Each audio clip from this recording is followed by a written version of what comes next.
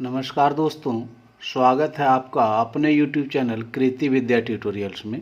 मैं हूं मिथिलेश वर्मा और आज हम लोग देखेंगे बेसिक मैथमेटिक्स में लघुत्तम समापवर्तज और महत्तम समापवर्तक। लघुत्तम समापवर्तज और महत्तम समापवर्तक, जिसको हम लोग LCM एंड HCF कहते हैं। तो ये एक बहुत ही इम्पोर्टेंट चैप्टर है। लगभग सभी प्रतियोगी परीक्षाओं में इससे एक प्रश्न आते ही आते हैं और ख़ासकर ये वीडियो उन लोगों के लिए काफ़ी महत्वपूर्ण है जो JTET की तैयारी कर रहे हैं, CTET की तैयारी कर रहे हैं या B.Ed एंट्रेंस एग्ज़ाम की तैयारी कर रहे हैं, B.Ed एंट्रेंस एग्ज़ाम की तैयारी कर रहे हैं, या फिर किसी भी कंपटीशन जैसे railway, banking, SSC, railway, banking, SSC या किसी भी प्रतियोगी परीक्षा की आप तैयारी कर रहे हैं तो आपके लिए काफ़ी महत्वपूर्ण है यह वीडियो। आइए हम लोग देखते हैं LCM एंड HCF। LCM का फुल फॉर्म होता है लीस्ट कॉमन मल्टीपल या तो lowest common multiple. Least common multiple, L for least, C for common, M for multiple. और HCF का होता है हाईएस्ट कॉमन फैक्टर। दोनों को बढ़िया से देखेंगे, दोनों LCM और HCF को निकालने की विधि देखेंगे, उससे संबंधित प्रश्न भी देखेंगे। तो आइए देखते हैं हम लोग। पहला, लघुत्तम समापवर्तज किसे कहते हैं? लघुत्तम समापवर्तज LCM वह छोटी से छोटी संख्या, ध्यान दीजिएगा यहाँ, छोटी से छोटी संख्या जो प्रत्येक दी गई संख्या द्वारा पूर्णतः विभाजित हो जाए, दी गई संख्याओं का लसा कहलाती है। तो अब क्या है कि एक छोटी से छोटी संख्या आपको लेना है जो प्रत्येक दी गई संख्या द्वारा पूर्णतः विभाजित हो जाए। आइए एक एग्जाम्पल से देखते हैं। यहाँ पर हम लोग देखेंगे कि 2 है, 4 है, 8 है और 12 है। 2, 4, 8 और 12 हम लोग भाग विधि से तो हम लोग तुरंत निकाल लेते हैं। इस तरह से ये एकदम सिंपल है, सभी जानते हैं, बचपन से पढ़ते आ रहे हैं। तो इसका LCM होता है 24। लेकिन हम 24 नहीं भी निकालेंगे तो अच्छा देख लीजिए, पहले डिफिनेशन समझते हैं। तो 24 इसका LCM हो गया। इस डिफिनेशन से आपको समझना है कि वह छोटी से छोटी संख्या जो प्रत्येक दी गई संख्या द्वारा पूर्णतः विभाजित हो जाए। तो माना कि इसका LCM 24 आया। अब ये देखिए 24 2 से डिवाइड है, हो जाएगा, पूर्णतः विभाजित हो जाएगा। 4 से भी 24 पूर्णतः विभाजित हो जाएगा। 8 से भी 24 पूर्णतः विभाजित हो जाएगा और 12 से भी 24 पूर्णतः विभाजित हो जाएगा। तो ये आपका एक संख्या हुआ जो कि आप LCM इसी को कहते हैं। LCM वह छोटी से छोटी संख्या जो प्रत्येक दी गई संख्या, देखिए जितनी भी संख्याएं दी गई थी उन सबों से यह विभाजित हो जाएगा, वो भी पूर्णतः। तो हम लोग देखते हैं कैसे निकालते हैं, बिना ये इस तरह भाग विधि किए भी हम लोग LCM ज्ञात कर सकते हैं। तो इसमें करना ये होता है कि 2, 4, 8 और 12 है ना, इन्हीं में से आपको छोटी से छोटी संख्या चूज करना है जो सबों से कट जाए। तो इसके लिए नियम है कि आपका जो इसमें दिया हुआ है बड़ी संख्या, इन सबों में बड़ी संख्या जो होगा उसी का मल्टीपल करके देखेंगे तो आपको मिल जाएगा वैसा संख्या। तो 12 से तो देखिए 2 से 12 कट जा रहा है, 4 से भी 12 कट जा रहा है, लेकिन 8 से 12 पूर्णतः विभाजित नहीं होता है, इसलिए 12 नहीं होगा। तो जब 12 नहीं होगा तो इसी का मल्टीपल लेके देखिएगा 24। देखिए 24 जो है 2 से कट जा रहा है, 4 से कट जा रहा है, 8 से कट जा रहा है और 12 से। तो वैसी छोटी से छोटी संख्या जो दी हुई संख्या से पूर्णतः विभाजित हो जाए, जितने भी संख्या दी हुई है उन सबों से कट जाना चाहिए, पूर्णतः विभाजित हो जाना चाहिए, तो वह संख्या जो है उन सभी संख्याओं का लसा कहलाता है। तो हम लोग डिफिनेशन भी देख लिए, बहुत कम ही लोग डिफिनेशन इसका जानते हैं, तो हम लोग आज डिफिनेशन भी देख लिए। अब क्या है कि उसी का एक्सप्लेनेशन देखते हैं कि यहाँ पर 24 वह छोटी से छोटी संख्या है जो 2 से भी, 4, 8 तथा 12 से पूर्णतः विभाजित है। अतः अभिष्ट संख्या जो है, अभिष्ट लसा जो है वह 24 है। तो हम लोग क्या करेंगे कि बस देखेंगे कि वैसा कौन संख्या है जिससे सभी पूर्णतः विभाजित हो जाएं, वही मेरा LCM होगा। और नहीं तो इस तरह से भी हम लोग निकाल के देख सकते हैं। तो आगे हम लोग देखेंगे।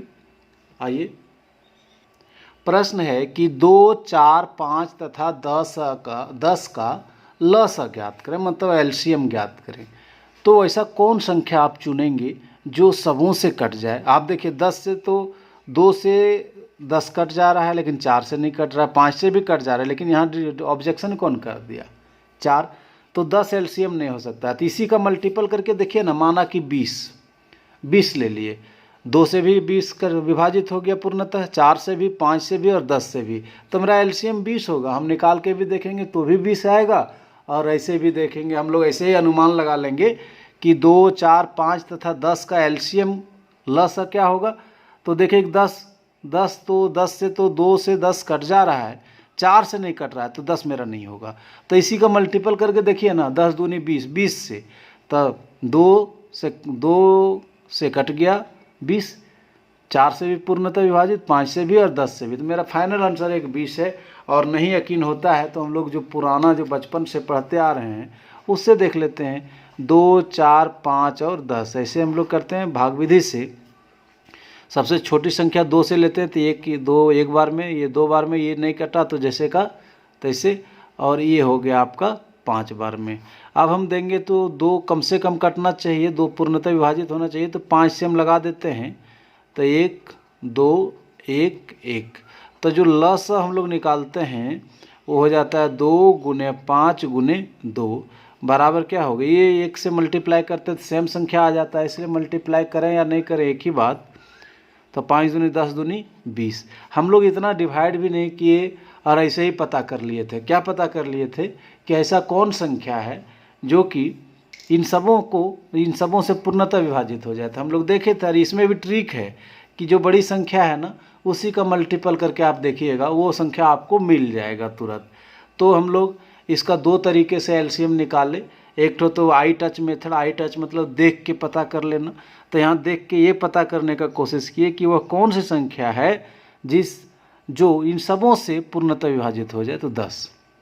और नहीं तो इस तरह से भी हम लोग देख लिए। तो आई टच मेथड हम लोग कहते हैं कि देख करके पता कर लेना, उसको हम लोग आई टच मेथड कहते हैं।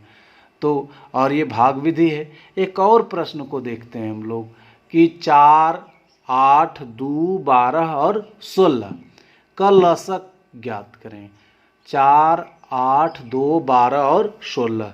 तो माना कि हम 16 ले लेते हैं, लेकिन 16 ले लेते हैं, 4 से विभाजित हो जाएगा, 8 से हो जाएगा, 2 से हो जाएगा, लेकिन 12 से नहीं होगा, तो 16 नहीं होगा। तो क्या लेंगे, तो 32 मान लीजिए, 16 का ही मल्टीपल हम बोले थे चलने के लिए, तो मान लीजिए 32 तो 4 से, 8 से, 2 से, लेकिन 12 से नहीं कटा, तो 32 भी नहीं होगा। अब देखिए 16 दूनी 32, 16 48, देखते हैं 4 से भी विभाजित हो गया 48, 8 से भी, 2 से भी, 12 से भी और 16 से भी, 48 हो गया इसका लस। आई टच मेथड आप आंख से देखिए और बता दीजिए, इसको कहते हैं आई टच मेथड। तो आई टच मेथड जो है सो आप समझ गए होंगे। तो आई टच, इसका आंसर हम लोग बता दिए, पहले बता दिए क्या होगा, लस। क्यों, आई टच से आंख मिलाए और बता दिए। कैसे कि देखिए कि हम लोग सबसे पहले बड़ी को चुनते हैं, तो बड़ी से बड़ी चुने तो 16 से 4 से पूर्णतः विभाजित, 8 से, 2 से, लेकिन 12 से नहीं, 16 कट गया, नहीं लिए।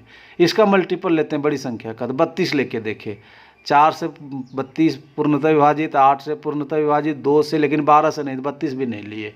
इसका तीसरा मल्टीपल लिया 48 से, पता चला कि सबसे पूर्णतः विभाजित हो गया, तो मेरा लसा क्या हो गया, 48। तो लस 48 हो गया। और नहीं यकीन होता है ना, तो बचपन में जो पढ़े थे ना हम लोग, उससे बना के देख लेते हैं क्या होता है। सो सबसे पहले छोटी संख्या लेंगे, वो 2 ही है, 2 दूनी 4, 2 चक 8, 2 एके 2, 2 छक 12, 2 अठी 16। फिर 2 से 1 लग जाएगा, 2 एके 2, 2 दूनी 4, 1, 2 तिया 6 और 2 चौके 8। फिर ये 2 से लग जाएगा, 2 से लगाएंगे तो 1, 1, 1, ये 3 का 3 और ये 2 दूनी 4। अब लसा की यदि हम बात कर लें, तो लसा की बात करें, 2 दूनी 4, दूनी 8, तिया 24, दूनी 48। इतना अटकुटवा हम लोग क्यों करेंगे, वही बुद्धि लगाएंगे ना कि कौन सी संख्या होगी जो कि जिससे सभी संख्याएं पूर्णतः विभाजित हो जाए। तो हम लोग पकड़ लिए उसको, और इस तरह से भी देखें तो वही आया। तो मित्रों, यदि आपको ये विधि अच्छा लगा होगा ना तो एक बार प्लीज़ लाइक ज़रूर कर दीजिए, लाइक बटन दबा दीजिए और थोड़ा कमेंट्स भी कर दीजिए कि अच्छा समझ में आया। अब हम लोग देखेंगे एलसीएम निकालने की विधियाँ। एलसीएम हम लोग दो तरीके से निकाल सकते हैं, एक भाग विधि द्वारा, दूसरा है गुणनखंड विधि द्वारा। ये दो विधियाँ हैं जिससे हम लोग एलसीएम निकाल सकते हैं। तो भाग विधि द्वारा एलसीएम कैसे निकालते हैं? भाग विधि द्वारा एलसीएम निकालने का जो तरीका है वो बचपन से हम लोग जान रहे हैं कि 8, 12 और 16 का लस। आई टच मेथड से यदि हम लोग बात करें तो 16 नहीं आएगा, 32 नहीं आएगा, 48 आ जाएगा। 48 इसका एलसीएम हो जाएगा। 48 इसलिए हो जाएगा कि 48 एक ऐसा संख्या है जो 8 से भी विभाजित है पूर्णतः, 12 से भी और 16 से भी, इसलिए इसका एलसीएम हम लोग देख के बता दिए आई टच मेथड से। चलिए हम लोग यहाँ बात कर रहे हैं कौन विधि से? भाग विधि से। हमको यहाँ सीखना है भाग विधि। तो ये 8, 12, 16 लिख लेते हैं और सबसे छोटी संख्या लेते हैं, 2 से शुरू करते हैं। 2 से नहीं कटे तो 3, 3 से नहीं कटे तो 4, 4 से नहीं तो 5। तो हम लोग सबसे छोटी संख्या चूज करते हैं तो 2 लेते हैं। 2 चौके 8, 2 छक 12, 2 अट्ठी 16। फिर 2 से यदि लेते हैं तो 2 दूनी 4, 2 तिया 6, 2 चौके 8।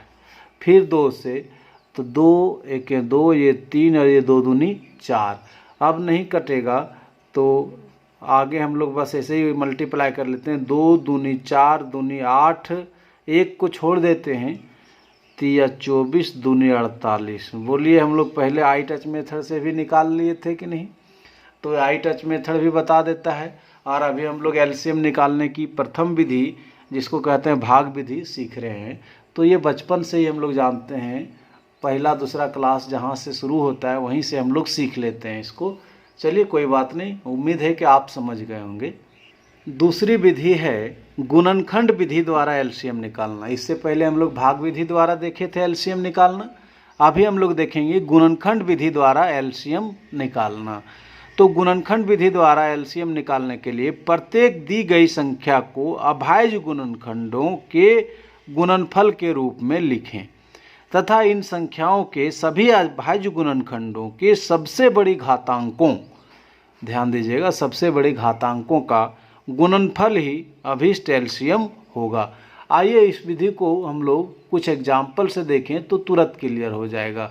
ये विधि हम लोग फिर से रिवीजन कर लेंगे और आपको समझाने के लिए पहले हम एग्जाम्पल लेते हैं, उसके बाद आपको पूरी समझ में आ जाएगा।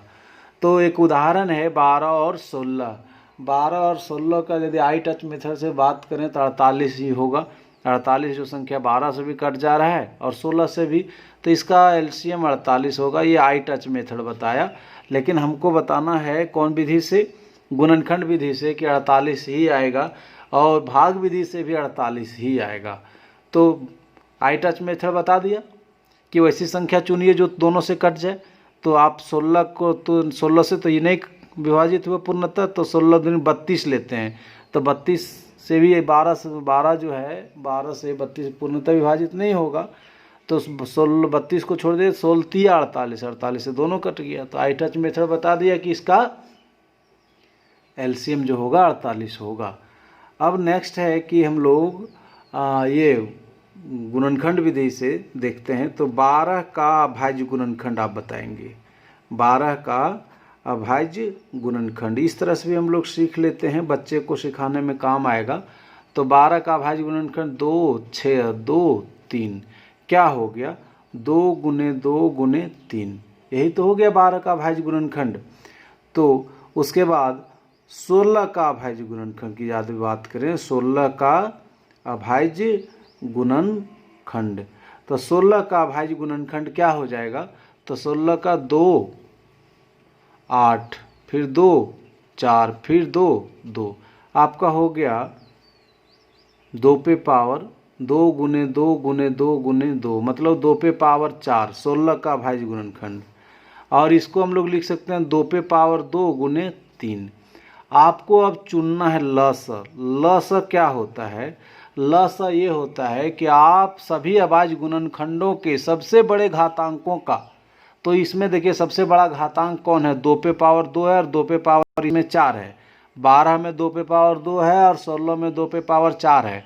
तो बड़ा कौन हुआ, 2 पे पावर 2 या 2 पे पावर 4? 2 पे पावर 4 ना बड़ा हुआ, तो 2 पे पावर 4। तब ये हो गया 2 का कहानी ख़त्म हो गया। ये बच गए साहब, तो उसको भी आपको यहीं लिख देना है। तो 2 पे पावर 4 मतलब 2 दूनी 4 दूनी 8 दूनी 16 तिया 48। तो हम लोग जो बनाए थे ना वो आई टच मेथड से 16 तिया 48 ही आंसर आया। तो इसमें क्या करना है कि एक बार फिर से देख लेते हैं। 12 का अभाज्य गुणनखंड हम लोग इस तरह से कर लिए, 2 गुने 2 गुने 3। अब इसको 2 पे पावर 3 लिख दिए गुने 3। 16 का अभाज्य गुणनखंड 2 गुने 2 गुने 2 गुने 2 4 बार हो गया, तो 2 पे पावर 4। अब इन दोनों में से आपको यहाँ देखिए हम लोग जो रूल लिखे थे, सबसे बड़े घातांक, ये देखिए सबसे बड़े घातांकों का गुणनफल। तो घातांक तो यहाँ आपका 2 पे पावर 2 भी है और 2 पे पावर 4 भी है, इन दोनों में। तो हम इसको नहीं लेंगे, 2 पे पावर 4 को नहीं लेंगे, इसको सेलेक्ट कर लिए। क्यों? सबसे बड़े घातांक की बात कर रहे हैं। तो ये हो गया, ये 2 पे पावर 2 कैंसिल हो गया। अब रही बात 3, तो 3 को भी आपको लेना ही पड़ेगा। तो कितना हो गया, 2 पे पावर 4 मतलब 16 और गुने 3 16 तिया 48। ये हो गया हमारा गुणनखंड विधि से। ये हो गया हमारा आई टच मेथड से। और यदि चाहेंगे तो हम लोग भाग विधि से भी देख लेंगे निकाल के, यही आएगा, आप देख सकते हैं निकाल करके। तो मित्रों ये समझ में आपको आया होगा, गुणनखंड विधि द्वारा हम लोग एलसीएम निकाल ले। एक और प्रश्न है, 12, 16 तथा 24 का लसा गुणनखंड विधि द्वारा ज्ञात करें। यदि आई टच मेथड से यदि बात करें तो इसका आई टच मेथड कौन उचित बताएगा? आई टच मेथड, आँख मिलाइए और आंसर लाइए। तो वो आई टच मेथड बोल रहा है कि 48 होगा। कैसे? देखिए 12 से भी 48 पूर्णतः विभाजित, 16 से भी पूर्णतः विभाजित और 24 से पूर्णतः विभाजित। तो आई टच मेथड बता दिया कि इसका एलसीएम होने वाला है कितना? 48। चलिए कोई बात नहीं, लेकिन हमारा यहाँ प्रश्न है गुणनखंड विधि द्वारा। तो गुणनखंड विधि से एक प्रश्न तो अभी हम लोग निकाल ही लिए हैं, चलिए एक और निकाल लेते हैं। तो 12 का अभाज्य गुणनखंड, 12 16 है ना और 24, तो 12 का अभाज्य गुणनखंड। तो 12 का अभाज्य गुणनखंड अभी हम लोग निकाले थे कि 2 पे पावर 2 गुने 3, या तो आप निकाल लीजिए 2 छक 12 2 3 अच्छा 2 पे पावर 2 गुने 3, ठीक। 16 का अभाज्य गुणनखंड, अभी हम लोग 16 का अभाज्य गुणनखंड भी पिछला प्रश्न में निकाले थे। 16 का अभाज्य गुणनखंड हो जाएगा 2 पे पावर 4, हम लोग पिछला क्वेश्चन में बनाए थे। अब बात रही 24 का, 24 का अभाज्य गुणनखंड, 24 का अभाज्य गुणनखंड। तो 24 का निकाल लीजिए, 2 से 12 2 से 6 है ना, फिर 2 से 3, बस हो गया। तो 2 पे पावर 3, ये 3 ठो है ना गुने 3। तो आप ये देखेंगे कि इसका जो एलसीएम होगा, तो एलसीएम के लिए आप जो सबसे बड़ी घातांक है उसको चुनेंगे। यहाँ 2 पे पावर 2 है, 2 पे पावर 4 है, यहाँ 2 पे पावर 3 है। तो किसको चुनेंगे आप सबसे बड़ी घातांक 2 पे पावर 4 है, तो आप 2 पे पावर 4 को चुनेंगे गुने। अब देखिए यहाँ भी 3 पे पावर 1 है, यहाँ भी 3 पे पावर 1 है, तो दोनों में से कोई भी आप चुन लीजिए, एक ही चुनना है।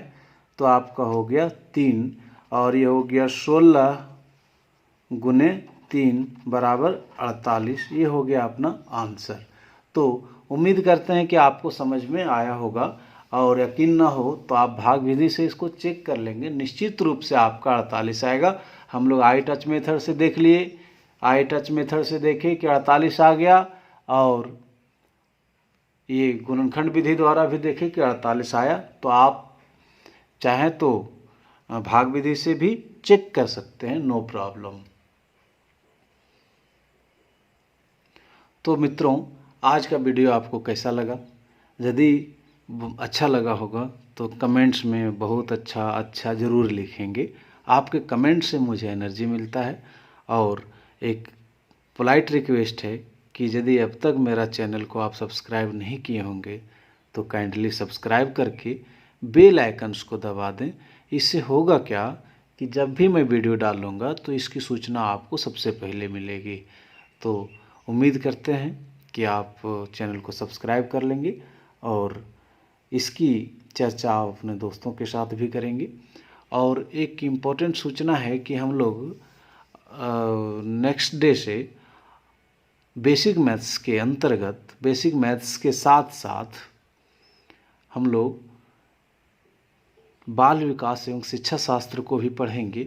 तो चलिए कल से हम लोग देखते हैं उसको। धन्यवाद। उम्मीद है कि आपका साथ मुझे मिलेगा। ओके।